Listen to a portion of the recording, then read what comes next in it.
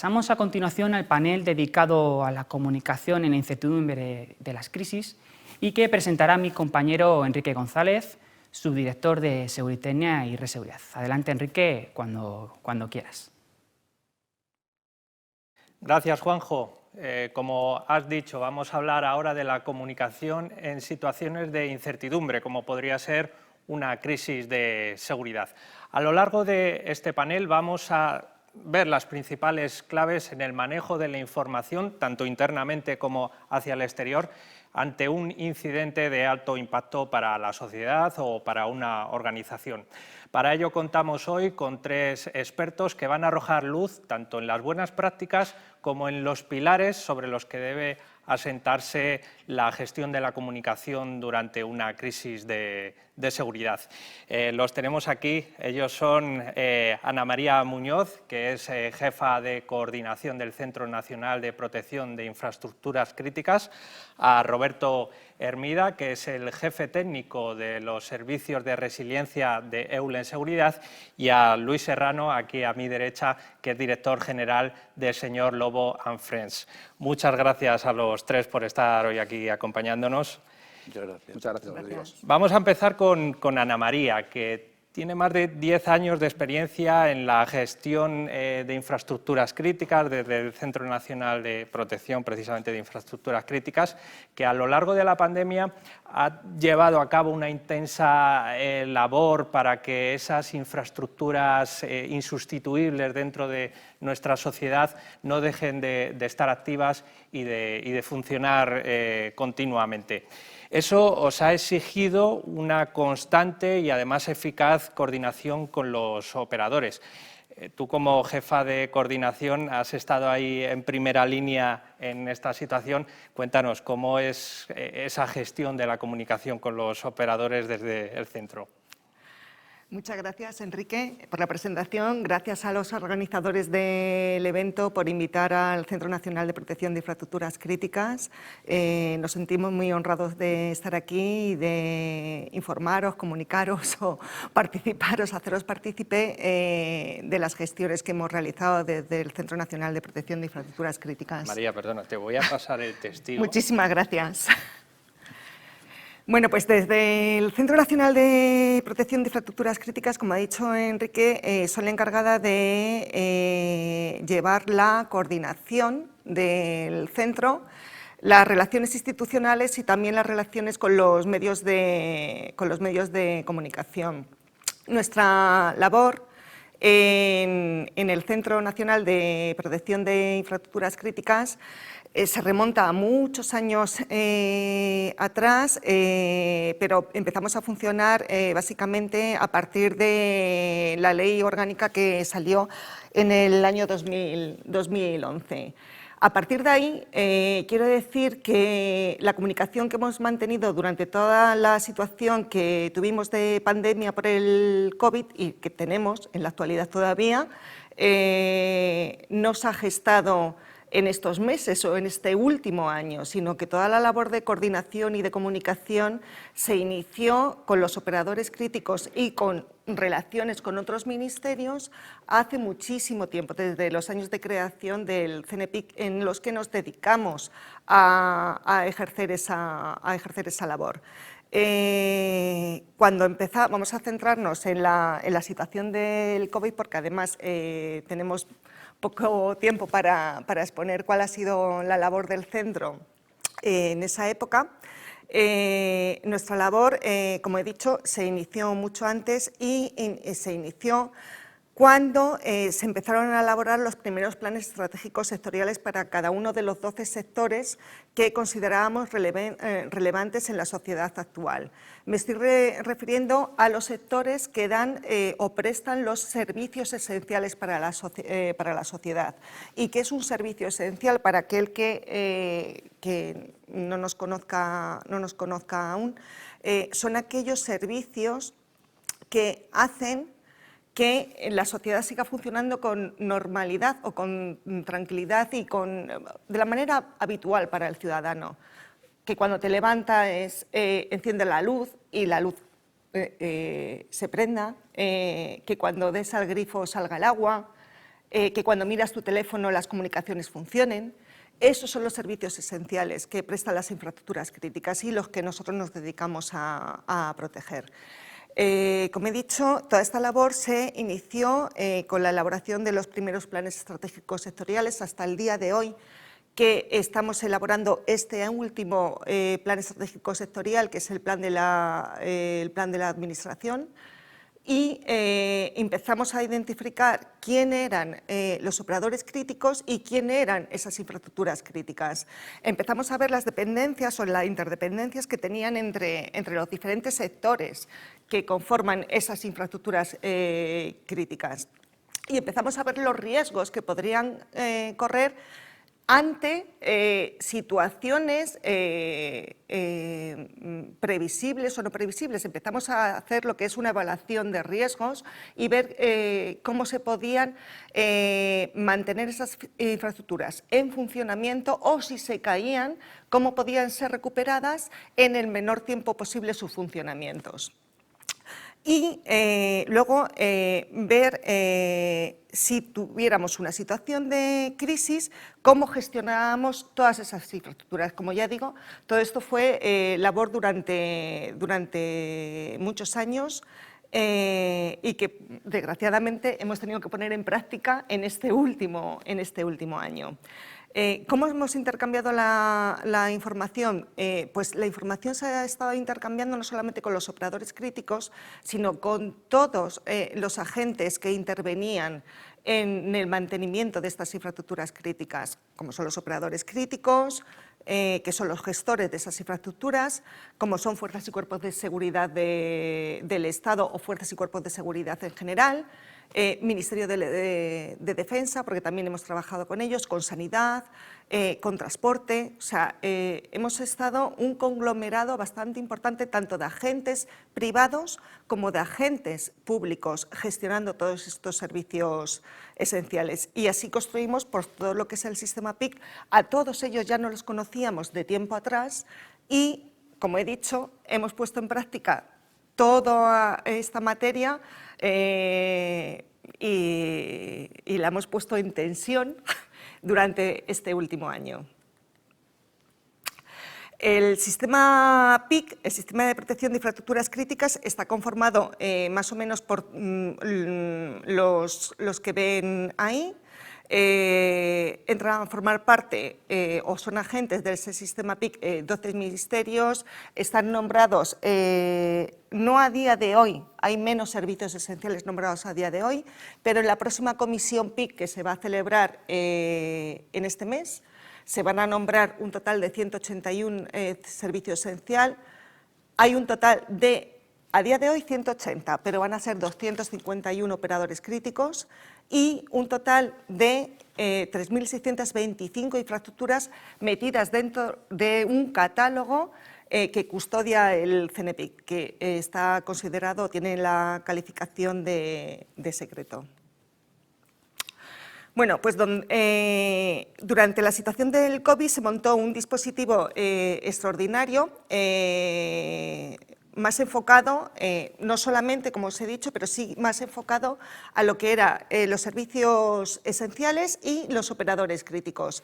Este dispositivo extraordinario lo basamos en 5 líneas de acción, sobre todo en la que más trabajamos en todas ellas y muchísimo. Como he estado comentando antes en la sala con mis compañeros, durante la época de la pandemia, los 3 meses iniciales, estuvimos una media todos los días trabajando, una media de unas 12 horas al día, o sea, fue bastante intenso todo. Realizamos un procedimiento para emitir acreditaciones. El Ministerio de Interior y, en concreto, el CNPIC era quien gestionaba todas las acreditaciones que permitían que el personal esencial que tenía que mantener en funcionamiento las infraestructuras críticas pudiera desplazarse sin tener ningún problema con las fuerzas y cuerpos de seguridad. y pudiera hacer desplazamiento no solamente en lo que es la provincia, sino a nivel nacional o incluso a nivel internacional, porque también emitimos acreditaciones para todo aquel personal extranjero que tenía que venir a España porque la labor que tenía que realizar solamente la podía realizar ese operario. Entonces, eran acreditaciones individuales, se ponía desde cuando entraba en España, desde cuando se desplazaba, por qué medio se desplazaba, si venía del extranjero, dónde se iba a alojar, o sea, cualquier tipo de detalle iban recogidos en esas acreditaciones. Se emitieron más de... Ay, perdón. Más de 250.000 acreditaciones en total durante todo el tiempo en el que teníamos determinadas restricciones de movilidad en el territorio nacional. También hicimos todo lo que era la reacción y respuesta de incidencias, consultas o necesidades que pudieran tener los operadores críticos.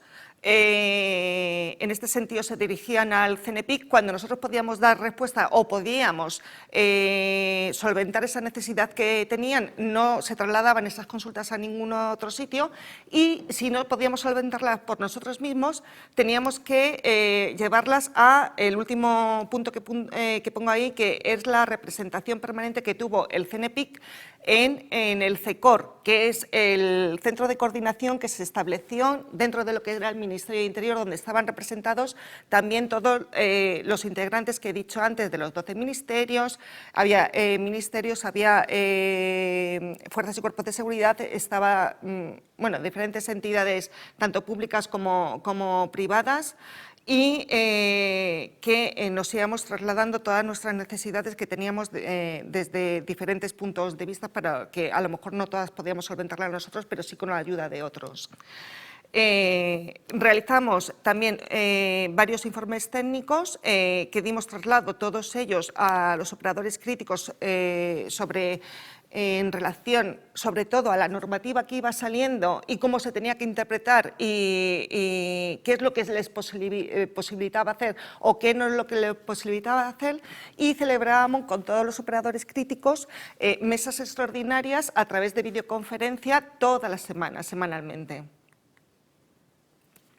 En relación a las referencias normativas que se gestionaron, las más importantes son las que veis ahí reflejadas, en las que se solventaban la mayoría de las dudas que nos estaban planteando también los operadores críticos. Todo esto se daba traslado a través de una plataforma que ya estaba creada anteriormente, pero sí que se puso en funcionamiento durante la pandemia, que era Alerpic. Y ahora ya, no sé por qué no sale, bueno, no salen los gráficos. En la anterior veis que había incidencias de operadores críticos y de operadores no críticos. No solamente estuvimos atendiendo a las incidencias que nos planteaban los operadores críticos, o sea, los que están designados como operadores críticos, sino también a las que nos estaban planteando otros operadores no críticos. Nos llegaban incidencias, consultas o petición de acreditaciones de todo tipo, hasta de centrales lecheras, que era del sector de la alimentación, pero también nos llegaban de ese tipo. O sea, os estoy poniendo un ejemplo, o sea, quiero decir que no solamente atendíamos operaciones o peticiones de, pues, os podéis imaginar, a nivel de electricidad, red eléctrica o de banco del BVA o Telefónica, no solamente de ese tipo de operadores, sino de otros operadores que nos pedían movilidad, pues porque tenían que atender otros sectores muy importantes para la población, como era el sector de la alimentación o el sector de la salud. Estas incidencias, donde tanto en operadores críticos como en no críticos, donde se acumularon más, aunque no lo veáis ahí en los gráficos, eran en el sector del transporte, en el sector de la salud y en el sector de la alimentación. Fue donde más incidencias, esos tres sectores fueron los que más incidencias plantearon. Y luego, ahí veis el resumen de todo los que se gestionó durante la época de la pandemia, tanto con los operadores críticos como esenciales, las acreditaciones emitidas, las consultas que se recibían tanto por la aplicación que pusimos en marcha, que era el ERPIC, como por correo electrónico, como consultas telefónicas a fijos, móviles, etcétera. Todo lo que se gestionó a través de la plataforma Alerpic, tanto de usuarios como de actuaciones o como de contenido que se distribuyó, contenido informativo que se distribuyó a partir de la aplicación. Y bueno, esto ya para cerrar, a modo de conclusión, bueno, pues destacar que, como ya se sabía, somos una sociedad que no estamos aislados, que no somos un individuo solo, sino que estamos en comunicación y que tenemos la obligación de estar en coordinación con todos los agentes que puedan ser intervinientes, que vivimos en una sociedad moderna en que todos los servicios están relacionados y que se puede sufrir un efecto cascada en el que uno se cae, si se cae la electricidad, se caen las comunicaciones, se caen todo lo que dependa de ello, y todo esto ya lo sabíamos, pero nos lo ha corroborado esta crisis. Y nada más, me quedan 40 segundos, simplemente despedirme de todos vosotros, agradecer una vez más la invitación realizada hacia el centro, y un placer estar con todos ustedes. Gracias. Muchas gracias a ti, Ana María. Creo que has puesto de manifiesto muy bien que con toda esta que está cayendo en el casi año y medio que llevamos de pandemia, podemos sentirnos satisfechos de que los servicios esenciales para nuestra sociedad han continuado funcionando. Muchas gracias. Es el turno ahora de Roberto Hermida, un profesional con más de 25 años de experiencia como director de seguridad y ahora como responsable técnico del Servicio de Resiliencia de Eulen Seguridad. Roberto, nos vas a ofrecer la perspectiva, en este caso, del proveedor, de cómo gestionar la comunicación, ya no solo con sus clientes, sino también internamente con todo el personal de la compañía, y sobre todo creo que nos vas a dar las claves, esos requisitos indispensables para que de verdad sea una comunicación efectiva en situaciones de incertidumbre, como en este caso está siendo la pandemia, sobre todo al principio. ¿Cómo habéis desarrollado todo ese trabajo desde Eulen Seguridad de comunicación, ya digo, tanto con los clientes como con el personal interno? Muchas gracias, Enrique, y muchas gracias a la organización por esta oportunidad. Muchas gracias a todos los asistentes por estar coparticipando de este evento. Ojalá tuviese la piedra filosofal al respecto, simplemente pondré un granito de arena de lo que somos los sufridores. Dentro de Eulen Seguridad, perteneciente a un gran grupo empresarial, como las demás compañías y grupos empresariales prestatarios de servicios de seguridad, nuestro core business es el capital humano. Insisto, el capital humano. Por detrás de todos los procesos, operaciones, actividades, tecnologías, infraestructuras, están las personas. Sin estas personas no existe el ciclo de vida de todo lo mencionado anteriormente. De ahí la gran importancia de saber transmitir en un momento de crisis, durante una crisis. ¿Por qué? Porque como personas nuestro comportamiento es totalmente distinto ante un shock que podamos sufrir, un periodo de estrés. Ese periodo de estrés significa que las actitudes cognitivas, conductuales de las personas varían completamente, porque las personas se pueden manifestar de una manera de estar o de una manera de ser. De la forma de estar es que después de ese estrés siguen conservando unas conductas o manifiestan unas conductas aprendidas, unas características temporales. Véase, por ejemplo, un ejemplo de una evacuación, algo tan simple como una evacuación organizada la premisa que tienen las personas es eso, esa parte educativa, lo que han aprendido, el espíritu de solidaridad. Pase usted primero, si la otra persona que ven tiene algún tipo de problema o incertidumbre. En cambio, ese mismo shock, ese mismo estrés puede producir en otras personas un estado conductual propio, no aprendido, personal, inherente, innato, y por tanto puede ser una manifestación de supervivencia pura y dura, ante una misma evacuación, pero esa evacuación no es una evacuación organizada, sino que es una evacuación real. Pues ese espíritu de supervivencia supone que ante un mismo mensaje de evacuar, la conducta de las personas cambie meridianamente y vemos, por desgracia, los fallecimientos que hay en grandes concentraciones que hemos tenido, tanto a nivel nacional como a nivel internacional. Y la comunicación era la misma, pero en cambio el foco hay que ponerlo y la transmisión de una manera distinta, porque las personas están en un estadio también de actitud, como decía, cognitivo-conductual de forma diferente. Muy bien, ¿eso qué significa? Eso significa que nosotros, en el caso que hemos vivido como compañía de seguridad, prestataria de servicios de seguridad, en un grupo donde además ha sido muy afectado ese capital humano, porque tenemos servicios sociosanitarios, tenemos servicios de facility management, ¿cómo tuvieron que ser esos mensajes? ¿Cómo hubo que moldear esos mensajes? Pues de la manera que ustedes pueden ver. Tuvieron que ser claros, meridianos, no interpretativos. Estamos muy acostumbrados en España, obviamente, y ya no digo nada en la cultura anglosajona, de las siglas, de los acronismos. No vale. Si una persona está en estado de shock, no le vale la jerga. Lo que le tiene que tener claro es el mensaje corto, no le vale un folio escrito en un medio de comunicación, o 2 folios o 3 folios.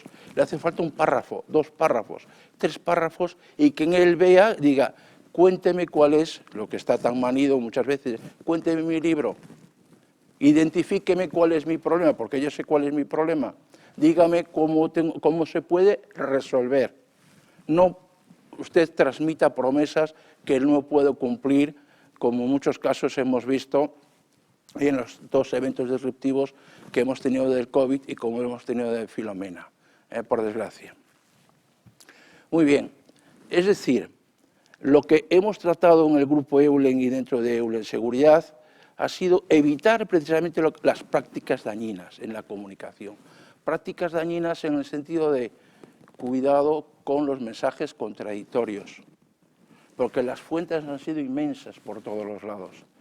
Hay una cosa muy importante que todos sabemos, que son todos los medios tradicionales, todos los medios de comunicación tradicional, todo el mecanismo de notificación tradicional tenía un periodo de análisis, un periodo de inteligencia.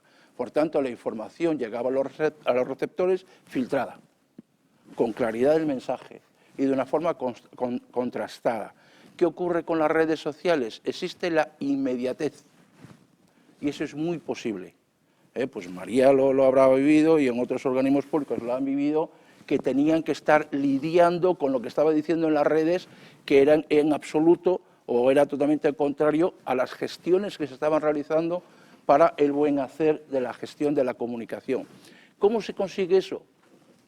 ¿Cómo se consigue contrarrestar esas redes? No mediante la inmediatez, eso va a ser imposible, sino lo que hay que trabajar en todas las organizaciones públicas y privadas, y en este caso en las corporaciones, que las unidades de comunicación sean creíbles, que se hayan ganado la credibilidad de sus grupos de interés, ya sean internos o externos, con anterioridad, para cuando se mande un mensaje, sea un mensaje que sea aceptado por todas las partes. Por tanto, no valen mensajes paternalistas o mensajes que no estén verificados con la realidad. Muy bien. Otro de los principios, como ven ahí, durante la crisis y las emergencias es, en primer lugar, y eso pues lo hablaba hace unos instantes con Luis, tradicionalmente en la comunicación, en la filosofía de comunicación, se decía que después de una crisis los siguientes 60 minutos era la hora de oro. Eso ha reventado, eso ha saltado por los aires, debido a las redes sociales, ha saltado por los aires. Por tanto, lo que prevalece es lo que decía antes, la credibilidad del emisor y la empatía. Fíjense ustedes, en cuanto a la empatía, ha sido muy difícil en una compañía como la nuestra, en que ha habido en el entorno a 1000 ERTEs. Y decirle a las personas, comunicar internamente, porque independientemente de no focalizar la comunicación al exterior, hay que focalizarla en primer lugar hacia el interior, hacia nuestras personas, hacia nuestro capital humano. Y cuando se transmiten 1000 ERTEs en Eulen Seguridad, muchos más miles en lo que es el grupo Eulen, hay que ver a los ojos a la gente. Y hay que transmitirle la verdad. Y decirle, a ustedes lo vamos a recuperar apenas podamos. En Eulen Seguridad hubo en el entorno a 1000 ERTEs y ya están recuperados. Pero de igual forma, cuando se le dice, no se le deja a la buena aventura, sino que usted pasa a formar parte del ERTE y si podemos ayudarle, le ayudaremos. Pero no pueden ser palabras vacías. La gente lo que hay que mostrar es respeto por las personas. En este caso, por ejemplo, el grupo Eulen lo que ha hecho fue, por ejemplo, adelantar 2 mensualidades a las personas que estaban todavía esperando la dotación de los expedientes ERTEs y podrían entrar en dificultades económicas. Eso es lo que la gente espera ver en la comunicación y no solo miles de mensajes. Muy bien, para ello lo que necesitamos es tener una organización robusta de antemano ya, una organización robusta de comunicación, de gabinete de comunicación, como tenemos en el grupo Eulen, como tenemos en la compañía de seguridad Eulen. Pero hay una lección aprendida. Nos ha sobrepasado. Las dimensiones tanto de Filomena como del COVID nos ha sobrepasado. Una cosa es estar en el escenario de riesgo, los escenarios de riesgo estaban identificados, pero el alcance del mismo nos ha sobrepasado. Y yo creo que no digo nada novedoso para ninguna de las partes. ¿Qué ha significado eso? Que ha significado que tener una organización de comunicación es profeso para un alcance tan expandido como este es poco viable, es poco viable. Entonces, la lección aprendida es, necesitamos un mayor empoderamiento de las personas. Necesitamos tener mayores embajadores, un número mayor de embajadores de marca, que sean capaces, que tengan la capacitación necesaria para saber transmitir desde el punto de vista de habilidades de comunicación, pero no solo de habilidades de comunicación, porque en muchos casos, como decía, el estrés provoca unas conductas muy particulares en las personas, que esa persona hábil en la parte de comunicación vaya acompañado también de expertos operacionales en todas aquellas actividades o operaciones que han sido interrumpidas y ante preguntas muy concretas de los grupos de interés sepan responderle también de una manera muy concreta al respecto. Muy bien, esa arquitectura, ¿cómo se puede trabajar? Pues de esa manera que pueden ver ustedes ahí en esa transparencia, trabajando desde la planificación más básica, como pueden ser los planes de emergencia, pasando por los planes de continuidad de negocio y después, si en caso de que haya un rebase de lo que son los RTO, los RPOs, es decir, los puntos de recuperación en tiempo, en operaciones, en salvaguarda de la información y pasan al nivel de crisis o crisis en los negocios, por ejemplo, como en el caso del Grupo Eulen, pasa a ser gestionado por el Comité de Gestión de Crisis a nivel negocio, a nivel país, en el caso internacional, o a nivel corporativo. Sí hay un elemento común entre todos ellos, el nexo de unión con el manual de comunicación en situaciones de crisis y comunicación. ¿Para qué? Para que todo el mundo sea coherente, sepa cómo transmitir, que la información no sea difusa y sea totalmente heterogénea. Esa es la forma de que la arquitectura de la resiliencia organizacional funcione. De igual manera que también es preciso ya tener de antemano cuáles son los órganos de gestión, los órganos de dirección. Una vez obtenida la información, como pueden ver ahí por las distintas fuentes, o bien fuentes que están dedicadas a full time todo el día a ello, como pueden ver ahí, que son los centros de operaciones cibernéticos, el centro de operación de análisis de inteligencia, las CRAs, etcétera, etcétera, están enfocados a ello. Todas las personas que tienen algún tipo de responsabilidad dentro de la organización, como es en el caso del Grupo Eulen, tienen que saber identificar los primeros estadios de lo que puede ser una crisis. Este incidente puede provocar una crisis reputacional para la compañía. Hay tantos elementos determinantes externos que nos están impidiendo ejecutar una actividad que al final nos va a provocar una disrupción mayor. Bueno, pues todo ello tiene que pasar a los elementos de decisión, que son los que tratan el riesgo, y tienen que estar definidos de antemano. No durante la crisis, tiene que ser en la precrisis, en el estado valle, no crisis. Y ahí está, por ejemplo, en nuestro caso, pues está la Dirección de Organización y Control, está la Dirección de Operaciones, está la Unidad de Inteligencia. ¿Para qué? Para, hecho ese primer análisis que hablábamos al principio, una vez evaluada la situación, el riesgo, y se ve que hay que tomar reacciones inmediatas de cualquier tipo, operacional, económica, reputacional, de comunicaciones, establecer la actuación, la actividad de los distintos comités. Como ven ahí, a nivel corporativo es el comité ejecutivo o la dirección general por cada negocio, etcétera, etcétera. Y por último, para que eso vaya a los grupos de interés que estén prefijados, internos o externos, y con los recursos pertinentes, ya sean recursos internos o ya sean recursos externos con la colaboración de terceras partes. Por último, para ir finalizando, lecciones aprendidas en la parte de Filomena, la borrasca Filomena, y con la parte del COVID.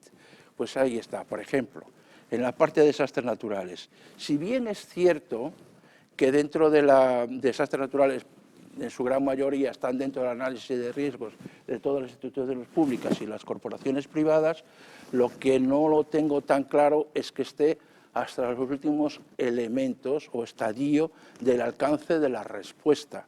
¿Por qué? Porque en los desastres naturales, si bien se dice, sí, tenemos identificado una inundación, tenemos identificado el incendio, pero otra cosa distinta es, ¿tiene usted los recursos para darle respuesta? Y en los planes de continuidad de negocio, partiendo de esa gestión de riesgos, en la continuidad de negocio, no hay que hablar en gerundio, sino hay que hablar, o en futuro, sino hay que hablar en presente. Tengo esto o tengo lo otro. De igual forma que en el transporte público, pues lo que se ha visto muy afectado, tenemos que ver cómo las empresas del sector de seguridad trabajar conjuntamente con los organismos públicos, porque somos los que proveemos de servicios a las infraestructuras críticas, y de igual forma ver cómo activar a la empresa si tenemos una información rápida, no solo los operadores críticos, sino los que trabajamos con servicios esenciales. Si tenemos información en primera prioridad, podemos responder también en primera prioridad, lo cual no ha ocurrido pues, anteriormente. Y con eso pues, finalizamos, y muchísimas gracias a todos, y trabajando todos juntos, que ahora estamos en una mesa, además estamos en la parte pública y en la parte privada, es la forma de crecer, es la forma de entendernos y la forma de que situaciones como la que hemos vivido, si vuelven a ocurrir, porque seguramente ocurrirán, haber paliado problemas que se han manifestado. Muchas gracias. Muchas gracias a ti, Roberto. Estoy seguro de que los espectadores han podido sacar multitud de ideas de tu ponencia. Yo me quedo con la necesidad de credibilidad y de que las organizaciones luchen contra esos mensajes contradictorios, contra la desinformación, que es uno de los grandes retos en los que la comunicación es fundamental.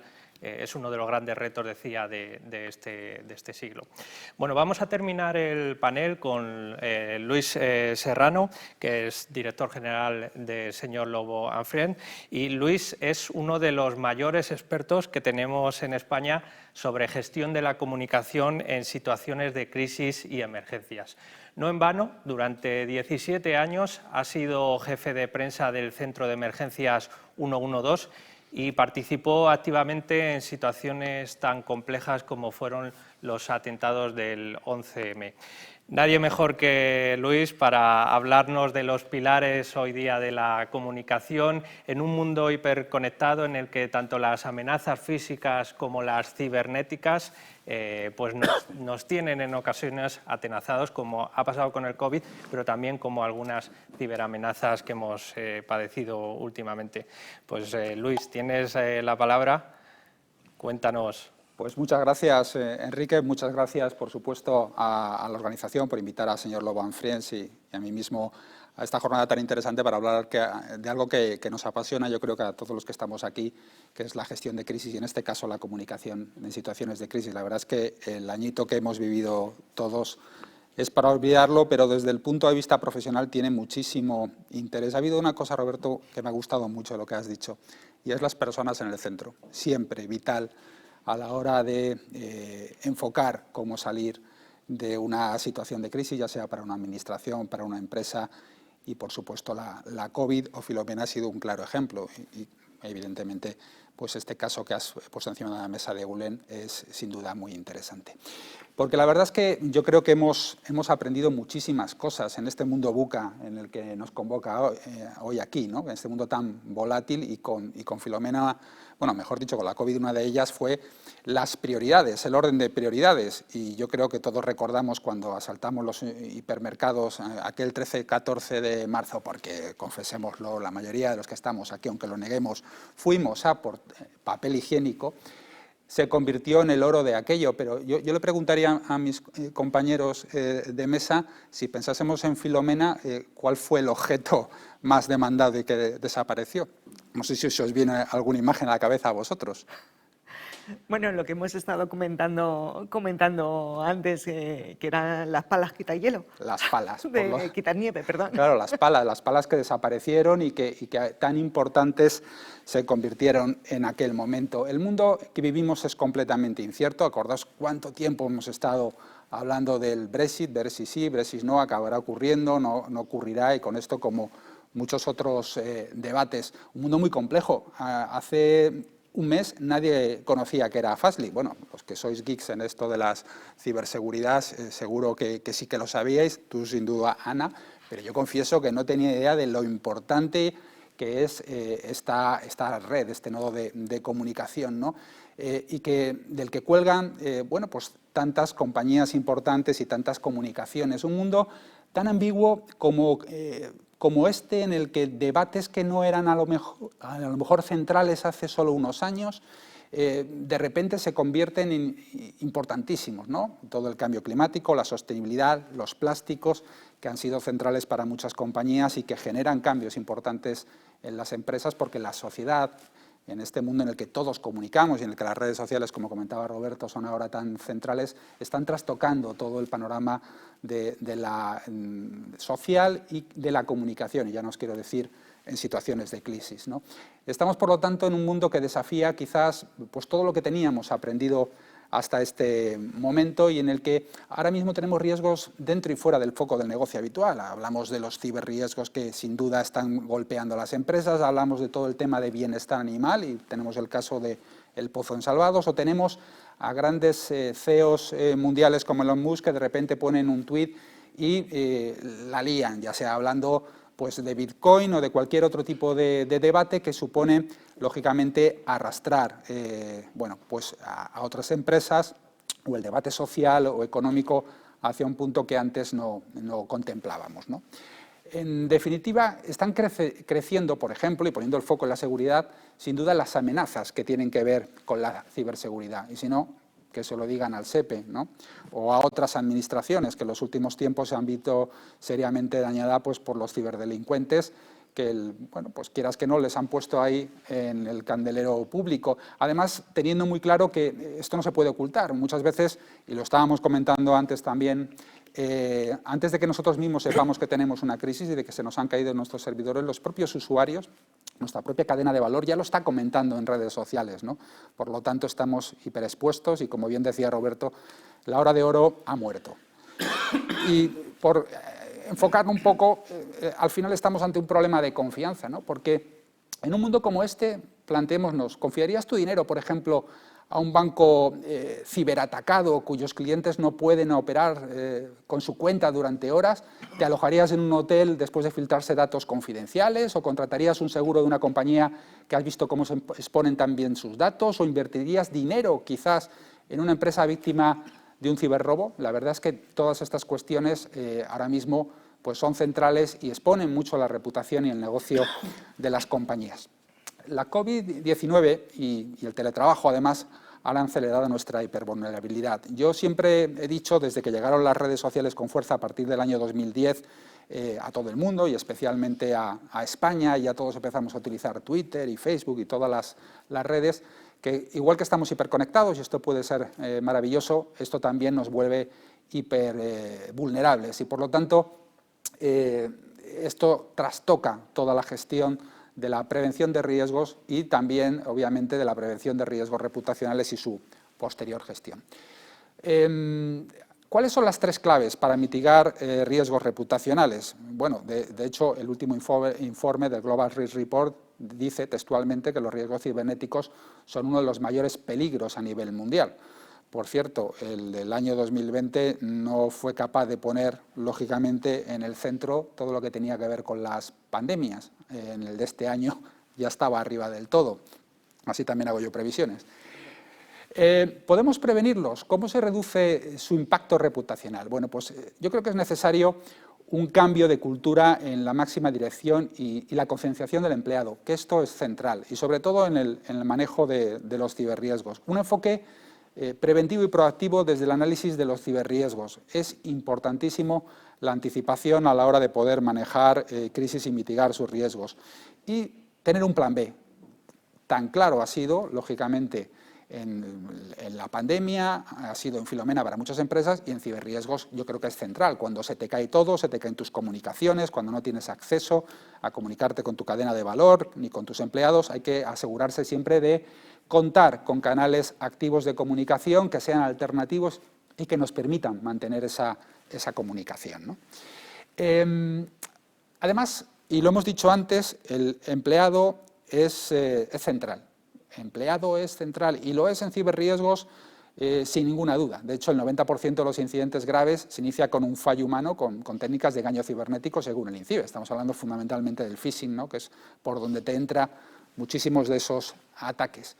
Es el empleado, pero el empleado no es del todo responsable. Yo creo que son las compañías que tienen que educar, formar a sus empleados en las prácticas más sanas de la gestión de sus conexiones en su puesto de trabajo y también con los dispositivos móviles de que les provee la empresa. Por lo tanto, el empleado puede ser el vector de ataque. Por cierto, también se convierte en el portavoz no autorizado de la compañía. No tenemos más que recordar WannaCry. Cuando alguna de las empresas atacadas dice por megafonía, por favor apaguen todos los equipos informáticos, y 5 minutos más tarde esta información, esta grabación salta por WhatsApp y a través del dark social acaba en las redes sociales y ahí en todos los medios de comunicación, y ahora tú trata de negar que has sido una de las empresas atacadas. Eso significa que eres muy vulnerable en esto. Sin embargo, y estoy completamente de acuerdo en esto con Roberto, el empleado es una gran oportunidad también. Es ese embajador de marca con sus propios canales digitales que en situaciones de crisis, bien formado y sabiendo que es parte esencial de la organización, puede ayudar a proyectar de una manera muy potente la comunicación de la compañía cuando ha sufrido algún tipo de problema. Y además, para que esto funcione y para que esto no lo encontremos, hay 2 tipos de empresas. Aquellas que se han preocupado de anticipar riesgos, que son empresas que tienen claro que los van a tener antes o después, que los empleados son centrales, que tienen que tener sus planes de contingencia, sus manuales de comunicación en crisis, lo que en señor Loban Friend llamamos empresas hard. Y luego tenemos las empresas más soft, que son aquellas que creen que las crisis les van a pasar a otros, que no se preparan y que dicen, bueno, ya esto cuando ya ocurra, ya llamaremos a los bomberos para que apaguen el fuego. Yo me imagino que la mayor parte de nosotros queremos ser una empresa hard, ¿no? Por lo tanto, para evitar crisis de reputación y que afecten al negocio y que afecten a la confianza con nuestra cadena de valor, lo importante es ser lo más proactivos posibles. Preparar nuestras líneas de defensa, nuestras cortafuegos. Yo que vengo del mundo de la comunicación de emergencias y he vivido mucho junto a los bomberos de la Comunidad de Madrid, por ejemplo, tengo muy claro que no hay nada mejor que limpiar el monte en invierno para tener los menos posibles incendios en verano. Y para eso tener limpios los cortafuegos y tenerlos saneados es esencial para apoyarnos cuando el incendio se produzca, porque antes o después va a llegar. Eso no tengamos ninguna duda. Y para enfrentar los riesgos, pues hombre, yo creo que esto lo sabemos todos, tenemos varias posibilidades. O los evitamos, pero claro, una empresa que sale ahí al mercado algún riesgo va a asumir, el riesgo cero no existe. Podemos intentar mitigar esos riesgos, reducir la posibilidad de concurrencia, podemos transferirlo, podemos tener, por supuesto, nuestros seguros para que en el caso de que pase algo, bueno, pues tiremos de los mismos, o aceptarlos, convivir con ellos y prepararnos para gestionarlos en un futuro, ¿no?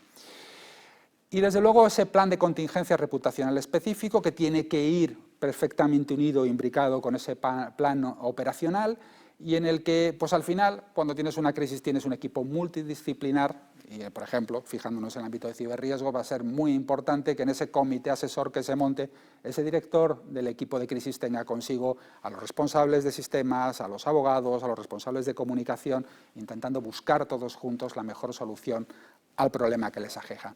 Porque, por ejemplo, y todos lo sabemos desde el nuevo reglamento de protección de datos, las empresas en el ámbito de la comunicación están muy expuestas. Te entra un ransomware, te secuestra todo, los datos de tus clientes quedan expuestos y no te queda más remedio que comunicar.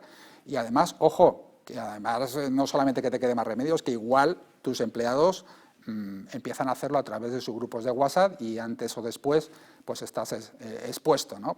Como bien dice mi querida colega Natalia Sara. Por lo tanto, debemos asegurar nuestros canales activos de comunicación ante lo que pueda ocurrir, porque si todo falla, más vale que tengamos un plan B encima de la mesa para comunicar con los empleados, con los clientes, con otros terceros, es decir, con todos nuestros stakeholders y fundamentalmente dentro de ellos con la cadena de valor. Porque hacer esto, poner la cabeza debajo de la tierra, pues no sirve para nada. Cuando la saquemos va a estar sin duda todo mucho peor. Así que no hagamos el avestruz, defendamos la reputación de las compañías, que como decía el bueno de Warren Buffett, se necesitan 20 años para construir la reputación y 5 minutos para destruirla, aunque yo os diría que con este elemento de destrucción masiva de las redes sociales y fundamentalmente Twitter, con un solo tuit te pueden arruinar la reputación, Enrique. Pues muchas gracias, Luis. Parece claro que las crisis en las organizaciones tarde o temprano van a llegar y, como dicen, mejor estar bien preparados, no solo con un plan A para responder a esa crisis, sino también con el plan B cuando todo falla. Ya decimos, la comunicación aquí evidentemente debe ser una de las prioridades. Pues con Luis terminamos este panel. Muchas gracias a los tres por todas estas ideas que nos habéis proporcionado durante estos minutos.